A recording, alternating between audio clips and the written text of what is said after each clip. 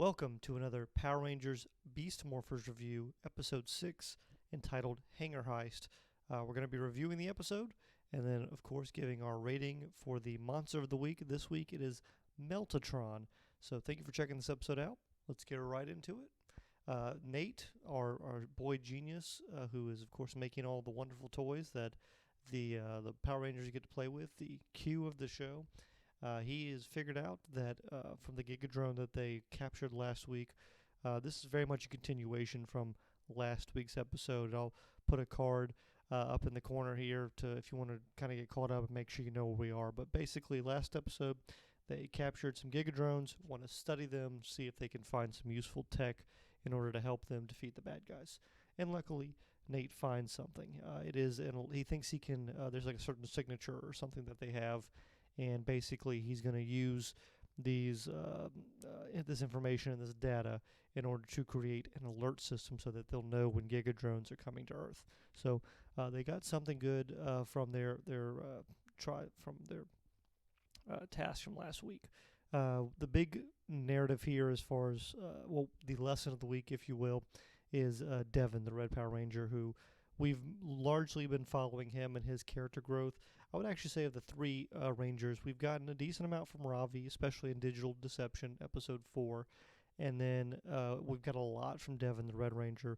Last week, again, we focused on him and his father and their connections. We've gotten the least amount from Zoe. Episode 3, Into the Road, did focus on kind of her love for the environment and saving animals. But we didn't get too much in-depth character from her, so I'm hoping that they'll do a lot more with her. But anyway, more on to Devon, and again, we're continuing to build on his character this week. He needs to learn how to trust his teammates. He's getting a little bit of a big head, a little insecure because he knows he wasn't supposed to be the original Red Ranger, and basically they are. How this starts off is the Rangers are out doing a rocket test. And they're borrowing Morphex, which I thought was a little weird because you have this substance that these bad people are running around trying to steal, and you're like, oh, we're going to go play with it. But anyway, they do a rocket test. Ravi's does great. He questions the Devon's design, and Devon basically says he plays some rocket sim game, and so he knows what he's doing. Of course, the rocket doesn't go very well, and of course, this is an opportunity for Ben and Betty to insert their humor. Their rocket goes off into the distance. They lose it, and it is their dad, General Burke. It is his model rocket, so they are off to find that so they don't get in trouble.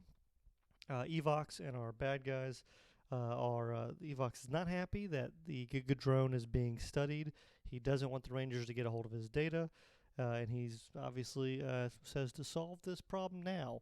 The plan is we're going to break in and basically get our gigadrone back. So that's why it's entitled Hangar Heist. We're going to find the secret layer, break in, and stop the Rangers from getting our information. So that is what the bad guys' plan is for the week.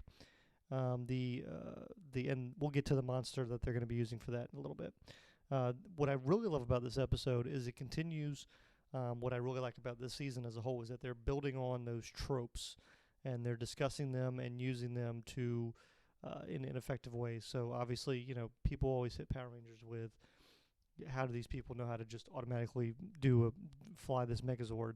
They've never done anything with it. Well, we see them doing a battle simulation, actually training as a team to learn the sequence they need to do and learn how to do it. So that's excellent. I love that level of detail, and again, addressing critics of the show, I guess, in some respects.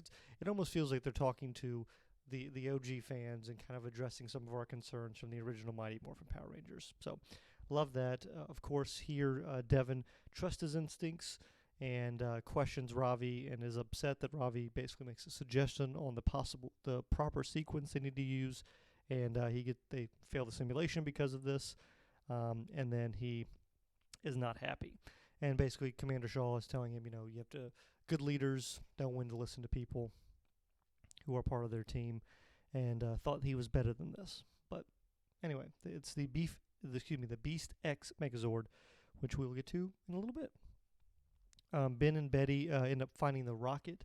It is near the hangar, and they call Commander Shaw because Roxy is actually out there. She has found the hidden hangar, and she is there with Meltatron, which is kind of, I'll keep wanting to call him Metaltron, but it's Meltatron. And the reason he is Meltatron is because he can melt things. They took like some kind of canister of like acid vapors and turned it into the Tron for the week. We'll get again to the ratings at the end of the episode, but for now you need to know his plan is to basically melt through the steel door to get into the hangar, and he effectively does that job. They get in, and Roxy starts to reboot and refuel Slicer drone from last week. The Rangers, of course, show up because Ben and Betty did at least get to warn Commander Shaw before they were launched off into space or into the air, and Roxy shoots them with some kind of like, I don't want to call it like a spider web, but she shoots out some kind of rope, elastic rope thing to entangle the Rangers, and then she just dips out. She's like, "All right, you're gonna stay here with this giant gigadrone who is booting up. It's gonna knock them out, and Meltatron is down there to take them out." So she leaves. She does the bad guy thing. She leaves before the job is done. And of course, the job is not done. They are able to get out. Ravi throws Devon through the door that is sliding close as she's trying to lock them in with this gigadrone. And as he's exiting out, he's like, "What are you doing?" And again, he has to learn to trust his teammates. Ravi says, "Trust me." And so basically, Ravi's plan is that he wants Devon, who has got the cheetah DNA, got the speed, he wants him to get back to Grid Battleforce and get his Zord and save the day. And while this is happening, Meltatron, that's a Grid Battleforce, Meltatron. He has like this vapor weapon. It's like steam, but it's acid steam essentially. He's fighting the two Rangers, blue and yellow. This seems like for some, and I don't know, I guess it's because he's the leader. Red's kind of always off on his own, and then blue and yellow are always dealing with the monster of the week largely. And then red normally comes in and deals with the gigadrone. But interestingly enough, blue and yellow take care of the monster of the week with their beast X cannons, and barely escape through Slicer Tron.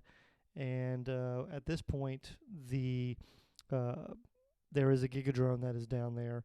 It is Meltatron, and he's fighting with Devon's Red Racer Zord, and the Beast Bots again come in, pilot the Zords to show up. We went over that last week where we learned, or a couple weeks ago I think, where we learned that the Beast Bots are able to control these, but they come in to save Devon, and once the Rangers are out, we see it for the first time. I think this is the first time we've actually had all three Rangers in their Zords, just in general, but it's also the first time where we get the Megazord.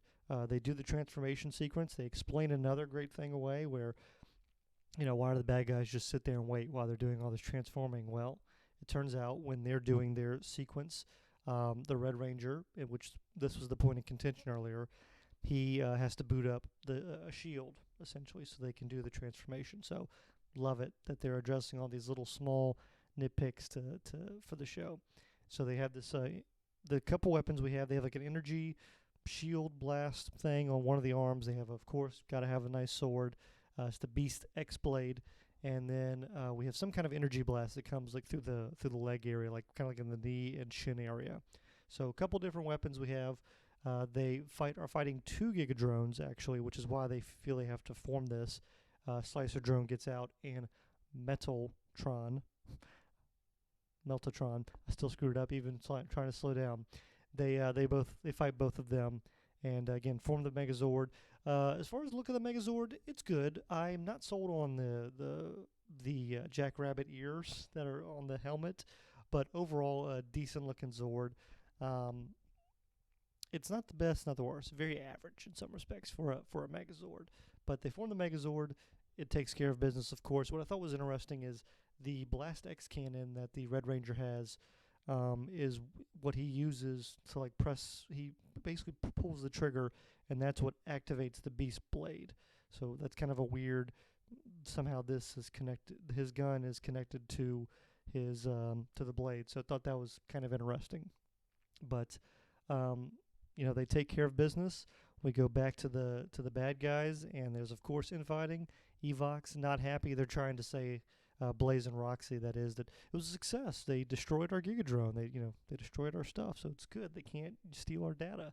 But Evox not happy, and infighting in between Scrozzle and them. But we do find out that Scrozzle is planning to build something. And early in the episode, when the fighting was going on in the hangar, Scrozzle actually went into the hangar and was stealing some items. Specifically, one item that he really notes is a robot head that he steals. So he is going to build something for Evox that is going to make him happy. We'll probably get to that next week, I would assume. And actually, Evox does threaten. I should just note that he threatens to turn avatars into Tronics. So I don't know if that's going to come out, in another episode, if that was just a throwaway line, or excuse me, he was going to have Scrozzle turn them into Tronics, but thought that was interesting. And the Rangers fix the General's rocket, give it back to Ben and Betty, and of course, the Red Ranger is humbled. He took Ravi's advice as far as building the hangar, apologizes for not listening to his friend. All is well in the world. Another lesson learned for the Red Ranger. For the monster, Meltatron. Really like the look of this one. Well, before we get into it, 5 categories: look, plan, powers, success, and voice. So the look of the monster, the design of it, the plan of action to defeat the Rangers, the powers the monster has, the success in executing the plan and against the Rangers, and of course the voice, because if you've ever listened to Power Rangers, sometimes the monsters have weird voices. This was a really good monster. I gave it a 4 in look overall. Really like the color palette with the red. Has these really cool tubes kind of going out of it, and the giant canister attached to the arm. Just excellent monster. The best one designed so far for the season for sure. The plan, I gave it a 3. This is a good plan. Look, it's very simple. We're getting back our stuff, but I think they planned and also created the appropriate monster for the plan. Powers, again, I gave a 3. I could have given it a 2, but I really liked the acid vapor that he was using. It is one trick, which I hit Slicertron on for next week, but I'm kind of adapting to this season and how they create their monsters specifically. But really liked the acid that it had going on for it. And then success, I give 3. Look, he distracted the Rangers. Roxy left Meltatron alone by itself, which one of my criticisms of some of these monsters has been that the lieutenants Blaze and Roxy have kind of been down there a lot, helping out the monsters, but she left it on its own, so I liked that. Couldn't give it a 4, even though they did have to bust out the Megazord finally, but he did have another gigadrone with him. So 3 for success, and voice a 1. This was the first one that really went into that deep, just not good, nasally annoying Power Ranger style villain voice that they give sometimes. So overall, I think I have it at a 14. Again, that's 4 for look, 3 for plan, 3 for powers, 3 for success, and 1 for voice, for a 14 overall. But look, we're on the right track with the monsters. We've got the Megazord now, so I think we're going to start getting better monsters. And look, if Evox wants to get out and into our dimension, and Scrozzle's trying to build something for him, something tells me we're going to be getting Mr. Evox in full-on form and probably some even better monsters here moving forward. So please comment below if you think this was a good episode, what you think about the monster, your rating, how you would rate it, and then any suggestions on the show or how to improve the channel, all that good stuff. Like, share, subscribe. You've been on YouTube, you know the drill. And I really appreciate you checking this out and giving a thumbs up to the video. It does a lot to help promote the channel. So thank you so much. We'll see you next time for another Beast Morphers review.